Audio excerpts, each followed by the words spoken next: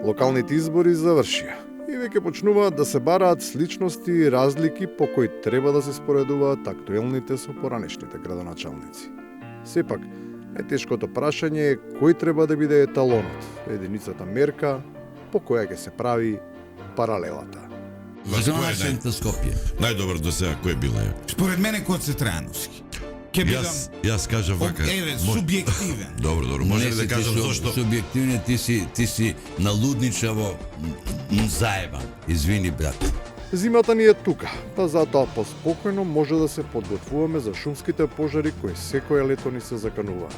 Со сознанијата кои ги имаме, лесно може да се справиме со потенцијалната наезда од најсомнителните пиромани. Тоа не се баш такви скакулци оние запалили, туку има некои скакулци кои што навистина може да пренесуваат. Постојат такви бубачки, вештачки кои што навистина може да пренесуваат пожар. Да. По меѓувреме не е лошо и да се продолжи со едукацијата околу природните проблеми на модерното време. Одговорните би требало да ја унапредат програмата, бидејќи располагаат со неажурирани знаења. Што е хибриден напад, Ангело? Па како хибридна кола, оди на бензин, оди на струја. Прилика тоа е, мислам. Да и биде појасно на гледачите. Кој знае како некому ќе му стане појасно, ако и тие што објаснуваат се губат во преводот, оти наместо да бидат зафатени од бура од замисли, како што личи.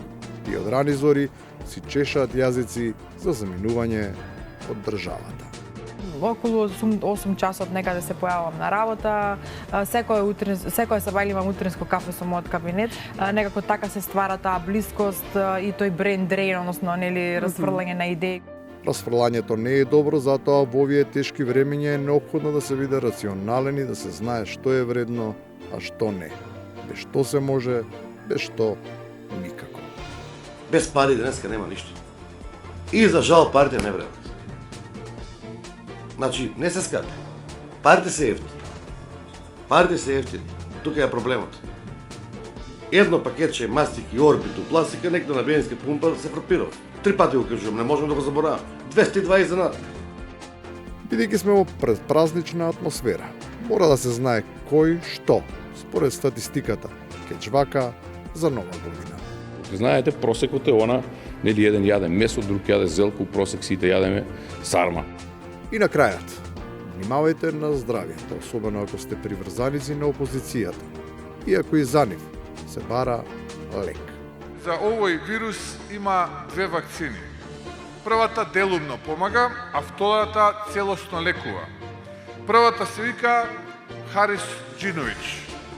Кога ќе слушате негова песна, кај носителот на вирусот се појавува едно убаво чувство на еуфорија, што ги смирува симптомите за кратко време, но само за кратко. И ние се гледаме за кратко, а вие дотогаш уживајте во добрата музика и расположение. И потрудете се да го подобрите просекот со руската и со кукличките.